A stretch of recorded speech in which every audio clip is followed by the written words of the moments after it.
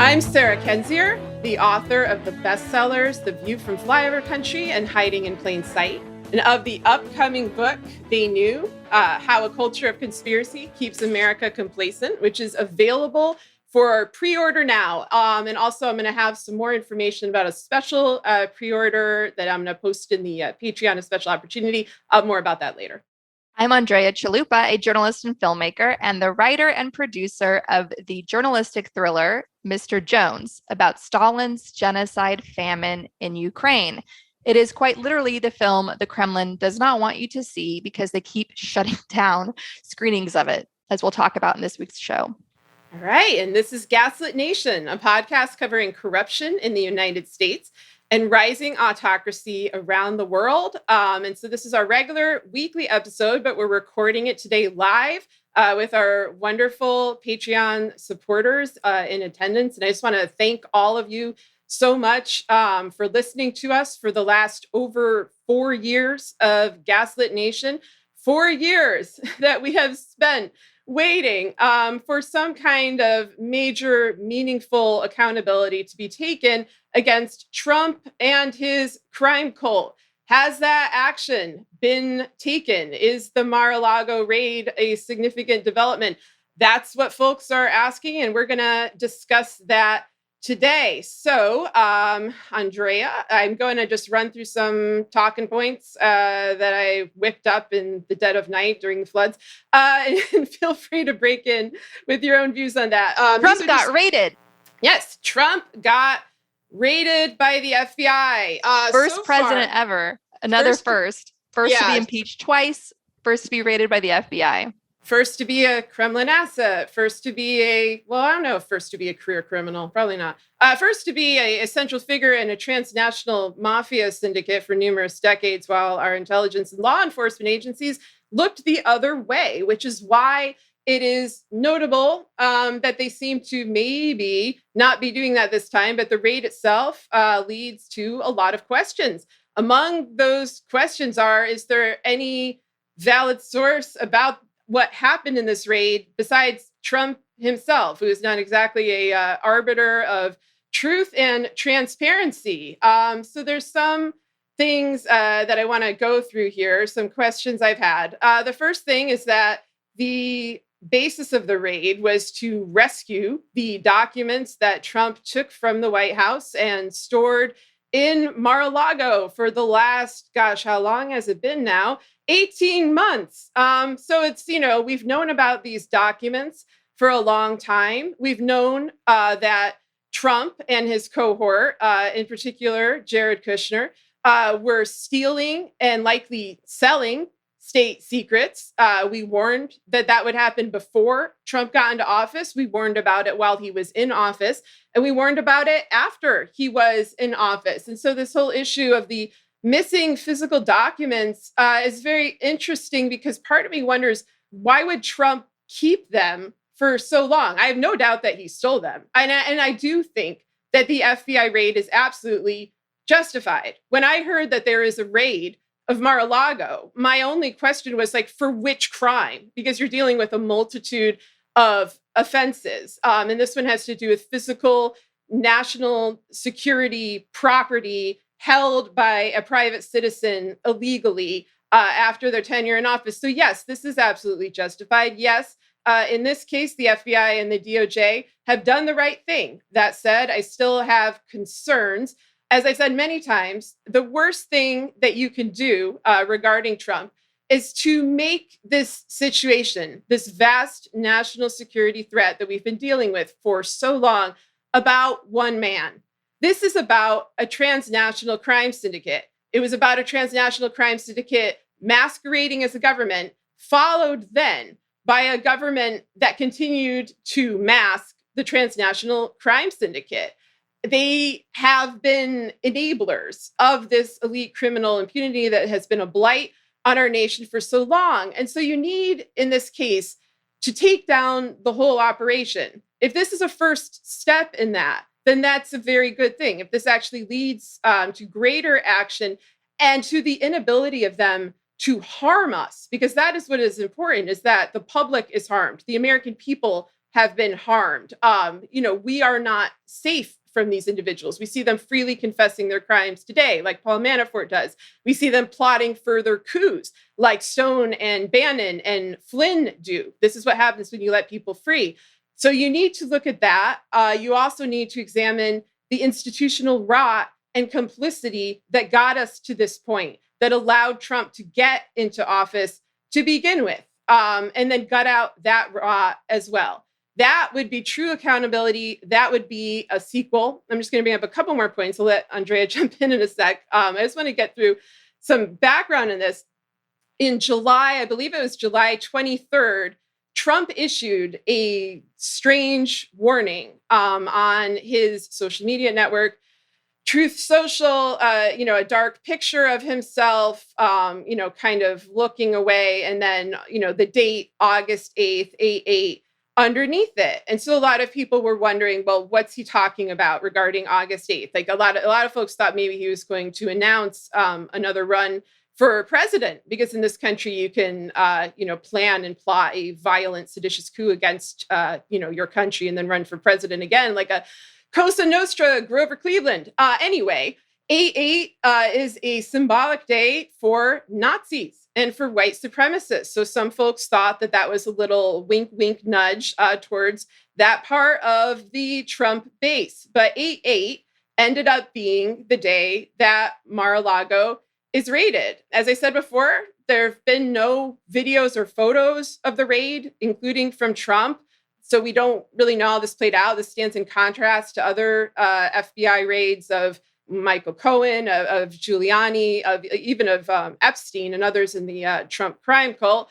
There's also been no comment at this point. I should say we're taping Tuesday morning from the FBI, and that's not unusual at this stage. And it's appropriate, I think, at this stage, because this did just happen and it's an ongoing situation. And of course, the fact that they didn't announce a raid in advance is appropriate. So that's not my concern here. My concern is, though, that a media savvy proto-dictator demagogue, incredibly skilled at media manipulation and social media manipulation, is the sole source of information about the raid. And he's, of course, the guy who got raided. So major grain of salt here. I'm going to bring up one more thing and then sort of let Andrea respond to what I've been saying, which is that this is not the first raid of somebody in the Trump crime cult during the Biden administration. There was a raid of Rudy Giuliani. There was a raid of Oleg Deripaska, a major backer of associated players in the Trump crime cult, in particular, Paul Manafort. There was a raid on Joseph DeGenova, a person who has praised Merrick Garland, who in fact wanted Merrick Garland to have a high position in government, and his wife, Victoria Toensing. Both of them are corrupt GOP operatives who worked as Trump's attorneys. We've also seen, I guess the raid of Epstein was obviously before. But anyway, we've had a long series of raids, which either resulted in no meaningful action or accountability in terms of preventing these people from committing more crimes. DeGenova, Deripaska, Giuliani, they're all out there running around, or they resulted in the destruction of evidence and the cover-up of the crime, as we saw in the Jeffrey Epstein case. And that, of course, was facilitated by Bill Barr. This raid, the Mar-a-Lago raid, is obviously different. It matters because it's Trump. It's his home turf. He was the president. It's a bigger deal. But we need to take the long view on this. The question to ask about, is this meaningful? Are we seeing accountability? Are these people being prevented from harming us further? Is the full truth of the situation coming out? Or are we focusing on minutia or on scandal? Is this being used as a vehicle for the criminals to, tell partial truths, to rehabilitate themselves, to cover up the greater crime, to cover up the greater attack on our national security, which was the greatest, intelligence failure in U.S. history? So I'm going to wait and see and hope that this is the beginning of something better. But so much time has passed. The time lag is so enormous, not just since Trump left office, but since Trump started committing crimes.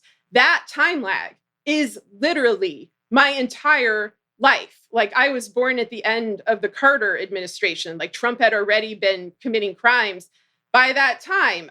So there remain a lot of questions to be answered about why folks don't address, the enormity of this elite criminal impunity that he has had with him his whole life. And is it really falling apart now at age 76 in a Florida compound? All right, I have more points, but Andrea, I know you're dying to comment. So obviously this can't be symbolic, as you just pointed out. It can't just be a PR move by Merrick Garland, who is being called out not just by us, but a long list of former federal prosecutors who have been saying, Merrick Garland, do your job. The crime was out in the open.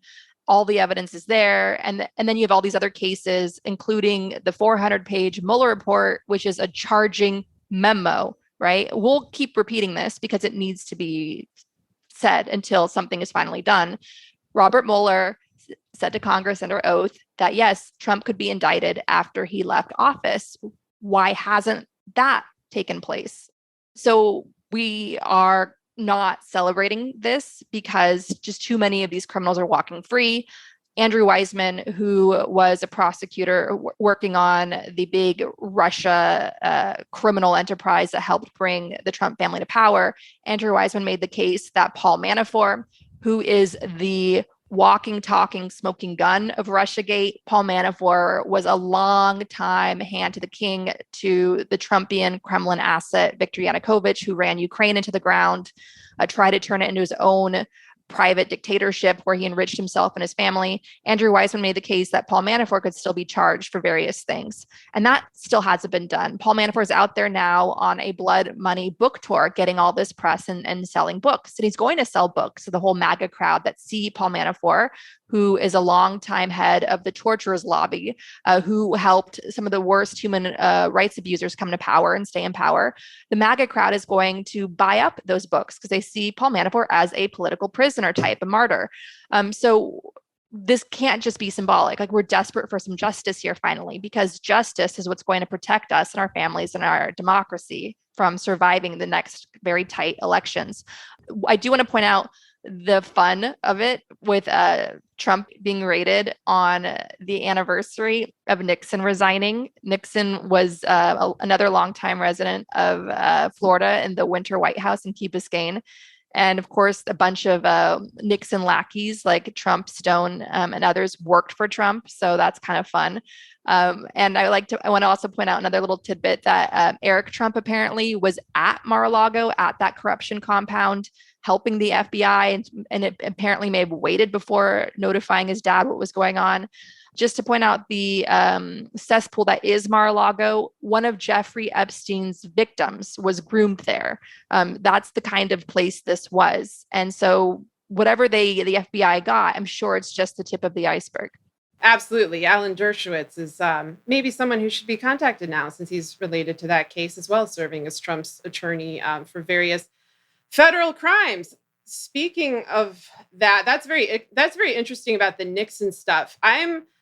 That puts another spin on the 8/8 thing. I'm nervous about what's coming this week. I'm nervous about August 10th for various reasons. I don't want to be one of those, you can get my new book for national security secrets, like all those assholes currently peddling their stuff. But there have been a lot of strange things that have happened related to the Trump crime call on August 10th, one of which, of course, was the quote unquote suicide of Epstein. I mentioned some others in They Knew. I don't want to have to explain it right now and waste valuable time. But the reason I'm worried is because the raid of Trump sparked an immediate, violent, hostile reaction from the right wing, which is expected. I mean, that's how they are generally. But basically, this is something that they're acting like they've been waiting for this moment, like they've been waiting for this sign, which makes Trump's post that he wrote about the raid, as well as the earlier July,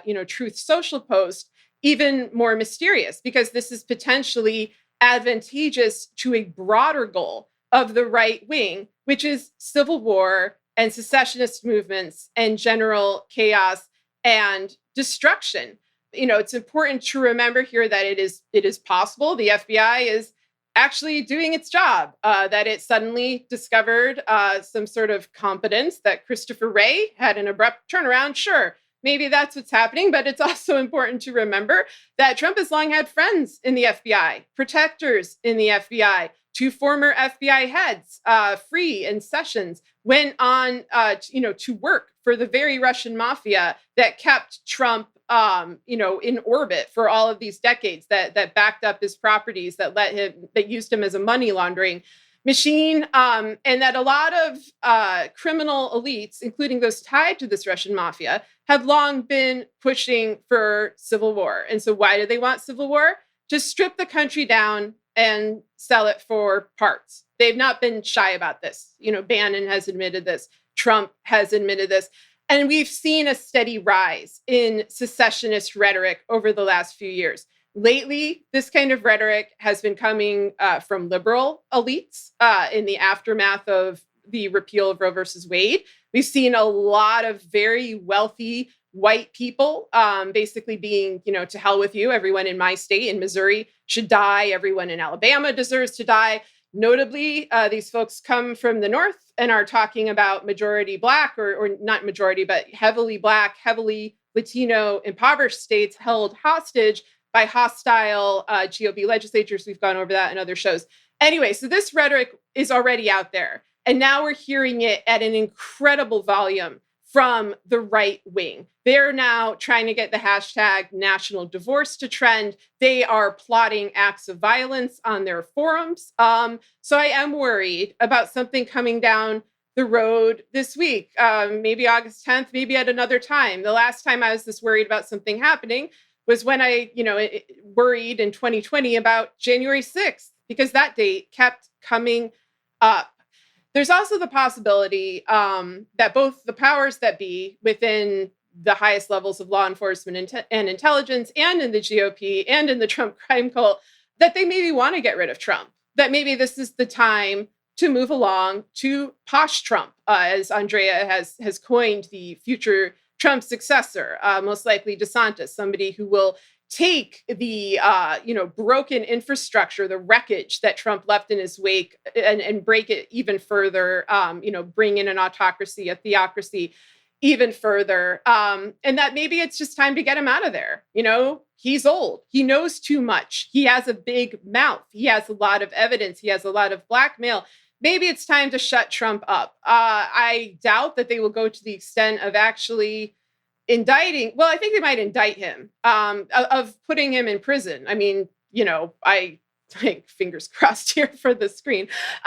We'll see. My guess is that he'll, like all the other many investigations of Trump that have gone on for the last 40 years, there will be some sort of penalty or fine. There'll be a pardon. There'll be an excuse. I hope all that changes. I mean, I want to stress that I really hope I'm wrong about this, and that I hope this is like the beginning of a new era. Like, that would be wonderful. But some other things that have caused me concern about this is that, as I've said for years, the ultimate litmus test of whether we are headed in the direction of justice is not Trump, but Kushner. Because everything that Trump has done in terms of threats to our national security, Kushner has done in a far more severe way. And Kushner is currently active with MBS, with Netanyahu, with Russian oligarchs, with players from around the world, and they treat him as untouchable. They rehabilitate him. His former lawyer, Jamie Gorelick, who is helping oversee the January 6th committees, has been presenting him not as an accomplice, but as a witness for them. And even there it fails, because Kushner is so disgusting and like reptilian and makes your skin crawl, that I think even the attempt to rehabilitate him, the American people are like, I don't need to see that. But nonetheless, this is someone who needs to be held accountable. This is someone who is a massive security threat. From the minute that he got in the White House, he was not elected. There was never a reason. There's not an OLC memo for Kushner to use as a pretext. There's no reason he should have this much power. There's no reason he should have billions of dollars from Saudi Arabia that is not being looked into at all, from what I can see, and that he's using that tremendous money, power, and influence for evil aims. So if they go after Kushner, I'll actually feel somewhat better about this situation. I'll feel like the DOJ is on the right track. Like, America is coming back. We're in a new era of honor and integrity and accountability.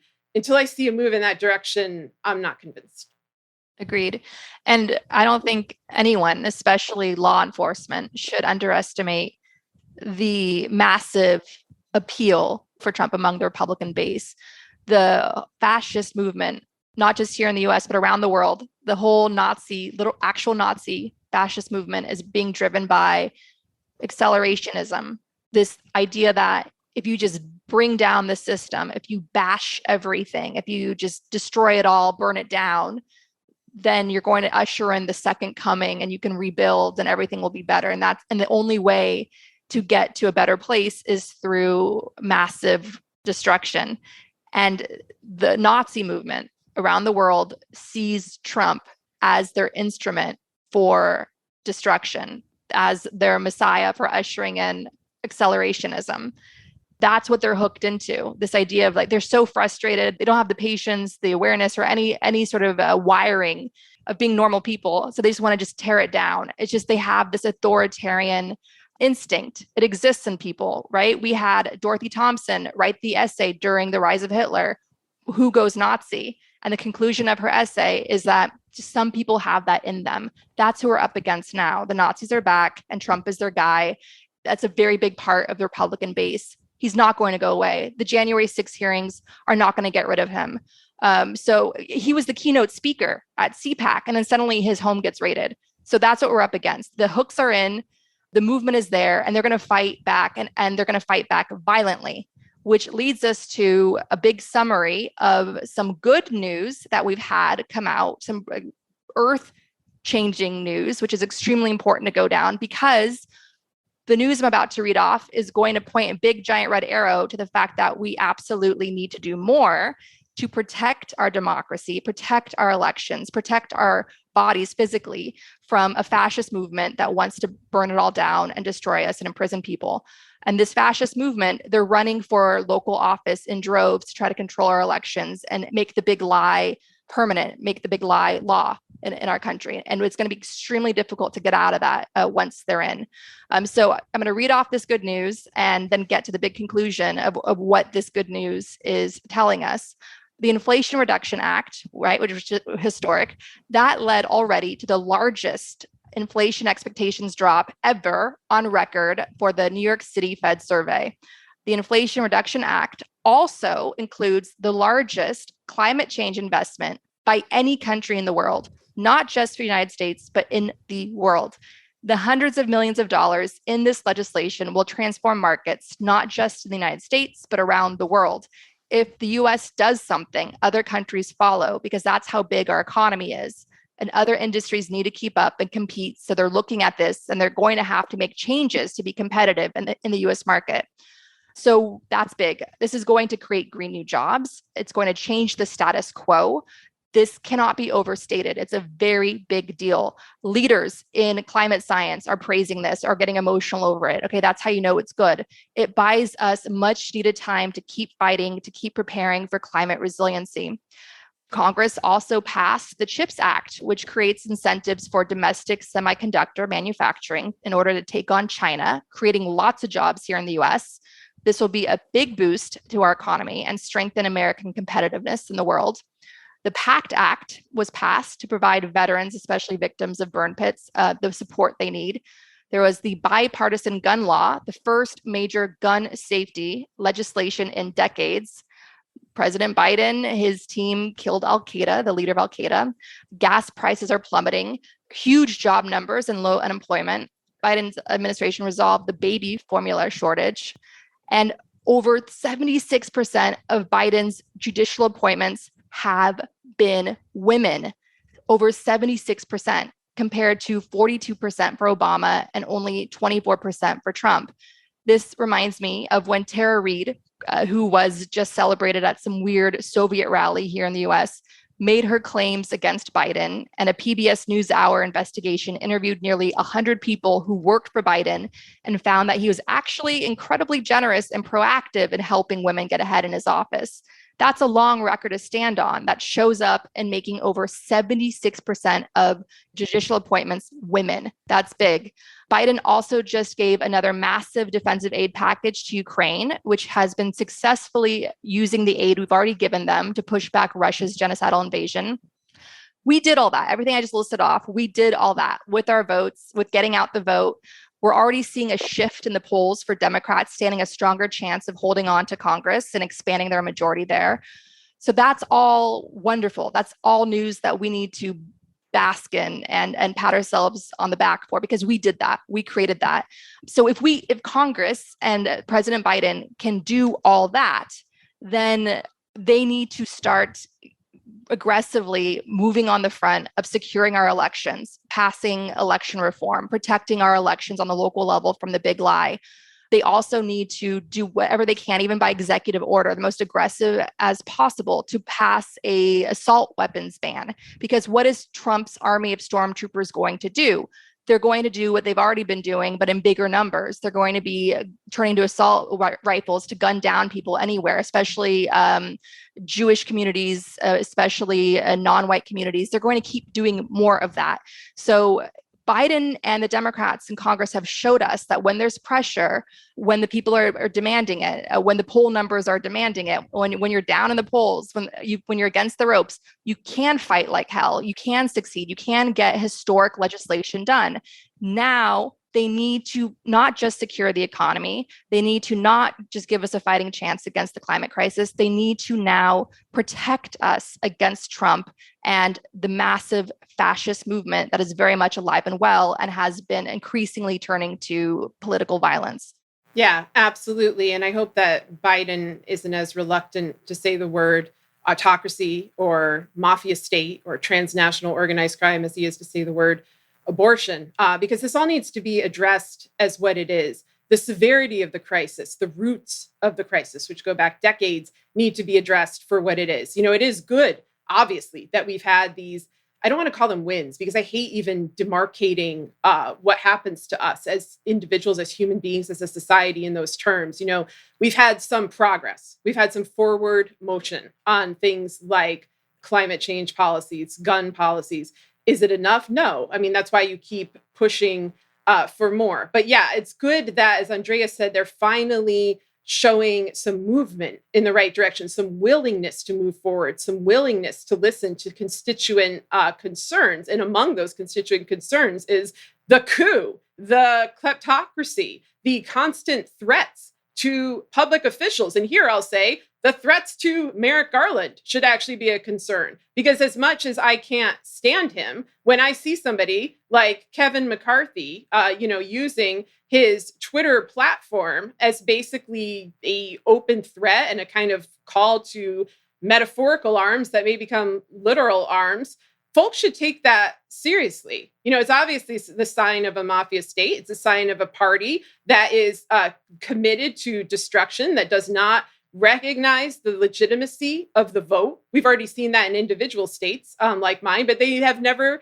recognized the legitimacy of the federal vote, of the vote for Biden in 2020. Although, interestingly, the time where they actually were wavering on this was right around in the immediate aftermath of the attempted coup and the attack on January 6th, where you did see Republicans saying, my God, like we can't have this. And the majority of Americans, including Republicans, wanted Trump convicted, wanted serious action then. And then what has happened since is so much time has passed that public memory has been marred, whether the memory of Democrats who work as cheerleaders for Garland, pretending he did things that he didn't do, or the memory of, the Fox News crowd, the crowd that's getting all their information from there and really now does think it was an illegitimate election, even though after Biden won, only 3% of Americans believed that. It's now a much more common view. So they've had time. This very violent faction has had time because there hasn't been accountability. And there hasn't been accountability for seditionists in Congress, for people like Kevin McCarthy, who will remind you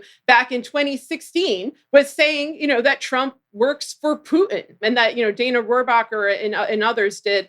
as well. Like, this is long brewing. This is why when Andrea and I say you need urgency in addressing these crises, it's not because we're impatient by nature. It's because we want to protect our democracy. And when you don't act quickly against these types of individuals, the problems get worse and worse, and more dire and more severe. And on that note, Andrea, I know you have a big thing prepared about Ukraine, and this whole you need to address the problem early seems to lead right into what you had planned. So do you want to get into that? Yeah, I just want to end by saying they all worship Viktor Orban. They want to be Viktor Orban's Hungary. They want that for the United States.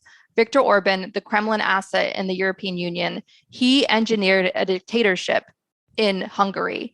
He did that through Trumpian tactics of massive oppression against the opposition, through extreme gerrymandering, all of the fascist tactics that the Republicans are using to consolidate power, stay in power. And that's what they want for us. In Hungary, the opposition tried to dethrone whatever Orban. They tried. They got together a diverse coalition, and they still fell short because of the gerrymandering. Hungary is now an electoral autocracy, right? They have elections now for show, but like Orban is pretty much the guaranteed winner now. That is the end game. And once the autocrat is in, as we keep saying on this show, it's very difficult to get them out. And our time that we have left is very limited. And that is why Congress, both parties, we see the bipartisan effort to try to take on Trump. We see that with the FBI raid. You're losing time. You need to put people in jail. You need to convict. You need to indict. You need to round them up. Why is Steve Bannon free? Why is Paul Manafort on a book tour? Why is Trump speaking at CPAC? Why is Bannon speaking at CPAC? You need to round these people up, right? Because we saw the crimes out in the open. They not only came to power in 2016 through illegal means that have been widely documented, not just by the Mueller report, but also leading academics. And we've also saw what they did with the attempted fascist violent overthrow of our democracy out in the open. Like, why are these guys still free? You're sending a horrible message to our country that, obviously the accelerationists, the fascists, the Nazis would be like, well, they did a crime, they would be in jail by now. And so when you wait too long to do an FBI raid, when you wait too long to indict, then it looks like a witch hunt. Then it looks political, right? That's why, yes, let the due process play out. Like every U.S. citizen has a right to. But at the same time, these delaying tactics or this overcaution, not wanting to look political, is ultimately going to make you look political. So hurry up, get it together, pass the executive orders while you can. Do everything you can to ensure your poll numbers by passing meaningful legislation, as you've been doing. And fight like hell. And all of us should fight like hell. I'm going to be making hundreds of phone calls to get out the vote because I want to pass that assault weapons ban. I want to expand the Democratic majority in Congress so that we can pass voting rights legislation. So I'm going to do my part, and we need the Merrick Garlands of the world to do theirs. Yeah, absolutely. I'm just going to say one final thing about the courts, because just folks keep bringing up in the comments. We're going to address all your questions after the show. But, the vision that the GOP has in terms of court proceedings, in terms of how a DOJ is supposed to work, is going to be show trials. And one thing that I am worried about is that their ultimate plan, is to have Trump basically functioning as some sort of Vince McMahon for a televised reality TV style show trial, whether of Hunter Biden or Joe Biden or, whoever their target is. It doesn't matter who the individual is, really. It doesn't even matter what the crime is. It doesn't matter if there's evidence. It doesn't matter if it's real. This was the first reality TV president, and it was a successful operation. And it's the kind of thing that they're going to want to continue in order to flaunt their power, to intimidate people, to discourage whistleblowers, to discourage private citizens from speaking out, and certainly to discourage and terrify those holding the reins of official power who have not yet been purged from doing their jobs. And that's the kind of thing that we will likely see if the GOP takes the House and the Senate in 2023, even with Biden there. So time is of the essence for that to be prevented as well. Yeah. Speaking of Kremlin assets, let's move on to Amnesty International. This next segment is called Walter Duranty is Alive and Well. And to open it up, I want to just update everyone on that screening we had at the Russian Embassy press office. The plan was to blast the Mr. Jones film at the Russians. The Russians parked a big white van to try to block us. And instead, we brought in a giant TV and played Mr. Jones that way and lit up their building in yellow and blue, the colors of the Ukrainian flag. So it was a successful night. And I'm very grateful to my new friend, Benjamin Wittes, for working like crazy and really making this possible in such a wonderful way and bringing a big community together to stand up to the Russians to their faces. So that was a nice evening. And unfortunately, that event marked a week where a bunch of Walter Durantes came back to wreak havoc. So if you want to know what it felt like to be Gareth Jones in 1933, reading Walter Durante writing in the New York Times, "There is no famine," well, now you can. Walter Durante, this time, is at Amnesty International. Amnesty International released a report claiming Ukraine was committing war crimes by placing Ukrainian soldiers in civilian areas and not getting civilians out in time. Simply put, Amnesty International claimed Ukraine defending itself through urban warfare was a war crime. And that's just the beginning of a horrific case study of Russian disinformation and how it works. A bit about the report from Maxime Tucker, an editor at the Times who used to work for Amnesty. He had this to say: "When I worked at Amnesty, we took time on detailed reports, putting events in context. Amnesty's release on Ukraine today does not. The results suggest Ukraine bears more responsibility for people killed by Russian strikes than Russia itself.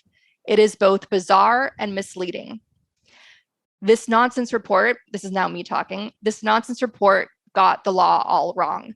Mark Garlasco, a military expert with a long career working with major organizations like the United Nations and Human Rights Watch on war crime investigations and mitigating civilian casualties, he wrote a thread on Twitter fact-checking the report and all the ways it got the law wrong. And he concluded, "Amnesty International got this one wrong. I fear the report will endanger Ukrainian civilians. While nothing has stopped Russia from hitting civilian areas, now they have an excuse. A respected human rights organization said the targets are there. I fear they will expand their targeting of civilian areas at worst. At best, they can claim a defense." And Neil Hauer, a journalist who has written for several major news outlets, says he met the report's chief author, Donatella Rovera, in Ukraine. Neil wrote on Twitter, "Donatella stayed in the same hotel as us for several days in Kramatorsk in May. It was quite clear from conversations that she had an agenda already, to be contrarian. And, well, actually, Ukraine is just as bad," before she even began her field work there. Ukraine pointed out that they weren't given enough time to respond to the report. And Ukraine says that some of the claims that Amnesty based the report on came from Ukrainian soldiers being held as POWs in Russian prison camps, and that these Ukrainian POWs were forced to speak with Amnesty International or face death. If that is true, and it has not been independently verified yet, this could amount to a war crime. This would mean that Amnesty International may have collaborated in a war crime. The Russian mafia state is thrilled over the report. They've pumped it out on their propaganda channels. The Russians are even using Amnesty International's report against Ukraine to justify slaughtering civilians there. Here's what the Russian government wrote on Twitter. "When a civilian house is used for military purposes, it turns into a legitimate target for a precision strike. Ukraine continues to do it, but now even Amnesty can't handle it. Whenever mainstream media shows you photos of a destroyed Ukrainian school or hospital, always ask who was inside. That's disgusting. That's just chilling." So basically what the Russians are saying is that when you see all those bombed out hospitals, bombed schools, bombed theaters, the bodies of civilians in the news, a bombed shopping center, that is because Ukrainian soldiers were nearby. Ukrainian soldiers were hiding inside. And so therefore the Russians had a right to slaughter civilians in Ukraine. That's what they're doing. That's what they're using this report as. So you know how Bill Barr came out with his cover-up letter before the redacted Mueller report was released, and Bill Barr did that press conference, and it was just a big cover-up job. That's what this report is. basically. And even to this day, you have a massive community on the far left and the far right that calls Russiagate a hoax. And they point to Bill Barr's cover-up memo as justifying it as a big nothing, a big hoax, how it fell flat. The whole Russiagate thing was Rachel Maddow chasing ratings, right? That's all thanks to Bill Barr. That's what this report is going to be like. It's going to have a very long legacy in justifying Russian war crimes in Ukraine. It's going to be used by the extremes on the left and the right. That's why we're having this big breakdown of an anatomy of a Russian disinformation crime. Amnesty International, they not just muddled the truth, creating disinformation and confusion so people don't know what to believe. This is bigger than that. They full on justified civilian targets in Ukraine. That's what they did. Needless to say, the director of Amnesty International was called out on Twitter by various foreign policy, military, human rights, a broad spectrum of experts, not just Ukrainians, but experts in international law, genocide law, prosecuting war crimes, and so on. How did the Secretary General of Amnesty International, Agnes Callamard, respond to the criticism? She dismissed the critics as mobs and trolls.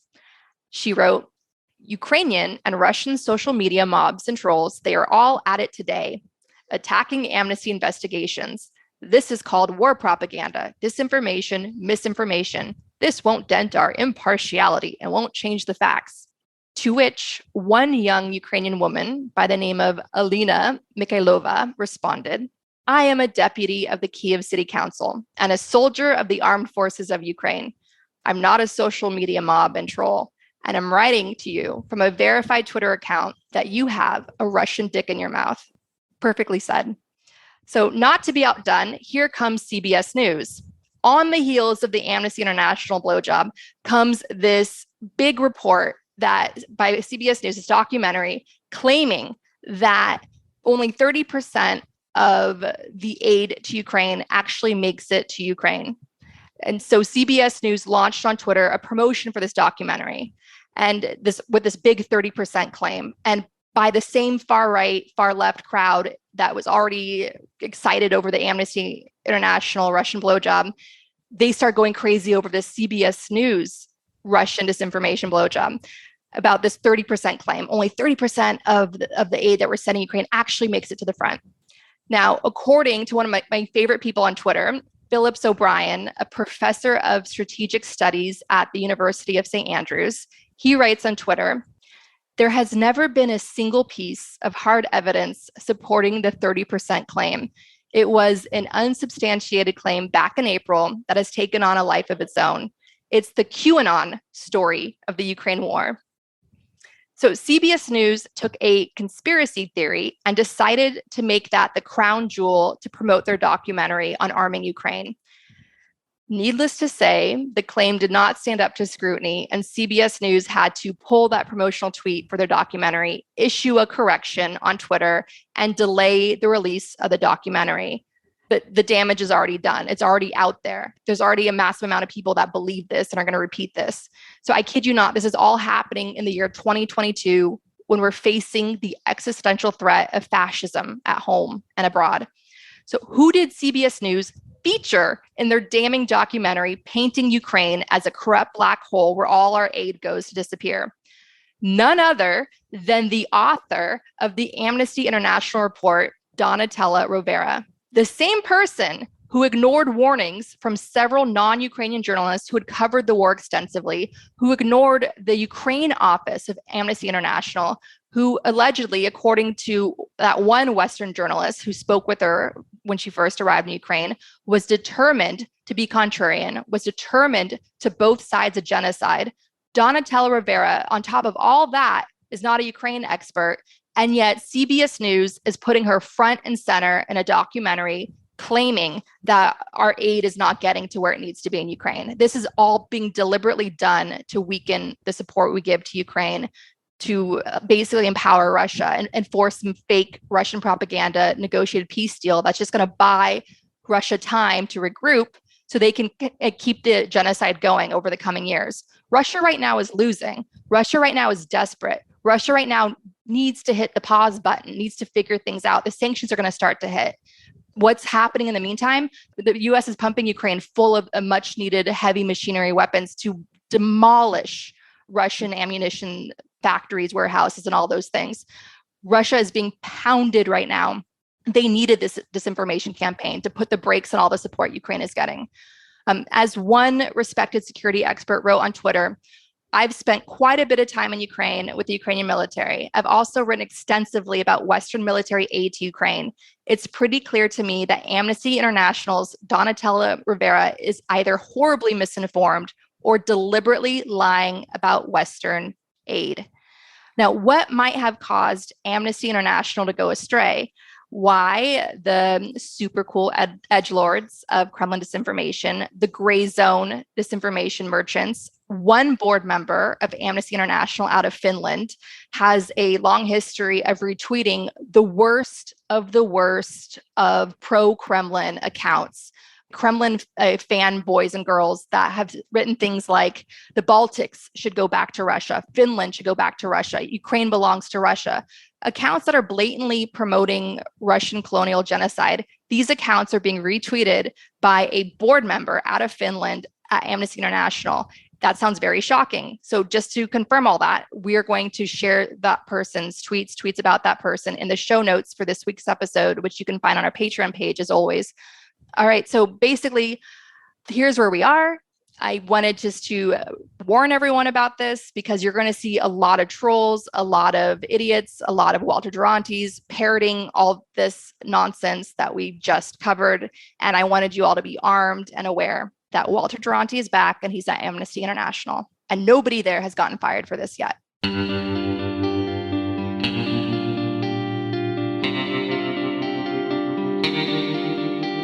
Our discussion continues, and you can get access to that by signing up on our Patreon at the Truth Teller level or higher. The St. Louis metro region has been decimated by record floods. My area, University City, was especially hard hit. To help flood victims in University City, donate at ucityschools.org/flood relief. Another place to give aid is the St. Louis Food Bank at stlfoodbank.org. Climate and economic crises are everywhere, so continue supporting your local food bank as well. We encourage you to help support Ukraine by donating to Rozum for Ukraine at rozumforukraine.org. We also encourage you to donate to the International Rescue Committee, a humanitarian relief organization helping refugees from Ukraine, Syria, and Afghanistan. Donate at rescue.org. And if you want to help critically endangered orangutans already under pressure from the palm oil industry, donate to the Orangutan Project at theorangutanproject.org. Gaslit Nation is produced by Sarah Wilbury and Andrea Wilbury. If you like what we do, leave us a review on iTunes. It helps us reach more listeners. And check out our Patreon. It keeps us going. Our production manager is Nicholas Torres, and our associate producer is Carlin Daigle. Our episodes are edited by Nicholas Torres, and our Patreon exclusive content is edited by Carlin Daigle. Original music in Gaslit Nation is produced by David Whitehead, Martin Bissenberg, Nick Farr, Damian Arriaga, and Carlin Daigle. Our logo design was donated to us by Hamish Smith of the New York-based firm Order. Thank you so much, Hamish. Gaslit Nation would like to thank our supporters at the producer level on Patreon and higher: Eric Coffin, Jess Sauer, Chick Quinn, Lily Wachowski, Sean Rubin, Todd S. Perlstein, Pat, Kenny Main, John Schoenthaler, Ellen McGirt, Joel Farron, Larry Gasson, Erica Moore, Karen A. Deal, Nico Phillips, Brian E. Castor, Tatjana Birch, Karen Heisler, Ann Bertino, Chris Bravo, T.R. Dunstan, John Millett, David East, Stu, Shannon Nacy, Ida, Ben Wheaton, Joseph Mara Jr., Rich Holcomb, Thomas Scheibe, Kelsey Molsam, Julie Matthews, Meganopolis, Mark, Barbara Kittredge, Matthew Womack, Silas Frank, Sean Berg, Kristen Custer, Tracy Ash, Kai Gillis, Sharon Hattrick, Irv Robinson, William Barry Reeves, Richard Smith, Emmy, Kevin Gannon, Mike Christensen, Sandra Kalnins, Katie Masuris, John Laughlin, James D. Leonard, Leo Chalupa, Carol Gulstad, Michael Woldridge, Jason Benke, Marcus J. Trent, Joe Darcy, Ann Marshall, Jeremy Lewis, Joel Newman, Trygve, DL Singfield, Matt Perez, Nicole Spear, Brian Tajudin, Maureen Murphy, Michelle Dash, Abby Road, Jens Eilstrup Rasmussen, Victoria Olson, ZW, Lisa LaFlame, Jason Bainbridge, Sarah Gray, Mike Tripico, Diana Gallagher, Jennifer Ann Luter, John Ripley, Ethan Mann, Piet Yitzma, David Porter, Kate Cotton, Leah Campbell, Lynn Schneider, Jared Lombardo, Karen Humphreys. Tanya Chalupa. Thank you all for your support of the show. We could not make Gaslit Nation without you.